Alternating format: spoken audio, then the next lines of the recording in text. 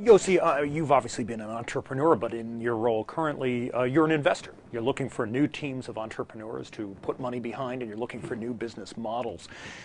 What companies or business models are you excited about right now? Again, as I said in the beginning, I am very passionate about great user experience. So I'm trying to zero in on this little niche, which I tend to believe that I have some kind of understanding.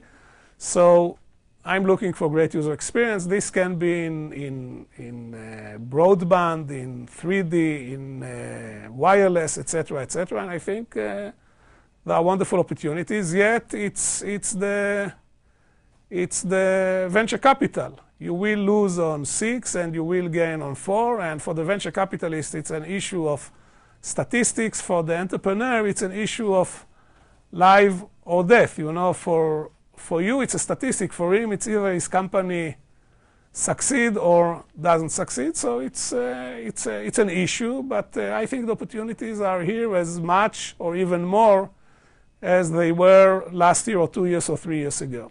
You have talked over the last few months about another company that you've been involved in called Are You Sure? Right. And Are You Sure is a utility that improves, from a consumer perspective, the shopping experience on the web by actually helping you get lower prices. This is a fascinating piece of software because you layer it on top of existing e-commerce websites. So just when I'm about to click buy, a little window pops up and asks the obvious question, are you sure?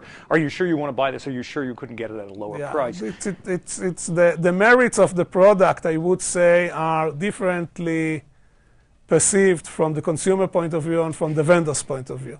But the interesting thing that is the vendors came to a realization that comparative shopping is part and parcel from the life or of the life of the internet. And this is a very interesting another cultural dimension. In the beginning, we were concerned that the vendors won't like it. And today you see with services like CNET. CNET is the leading vendor in comparative shopping that vendors not only not object the service, but paying fees in order for the traffic to come into their sites. So they came into realization that they have to live with it rather than fight it. And this is part of this cultural tension that we discussed earlier in the interview, the grassroots desires vis-a-vis the establishment where the compromise will be met. So the issue is that if Are You Sure is fear and loathing because it's going to take my margin away as an e-commerce retailer,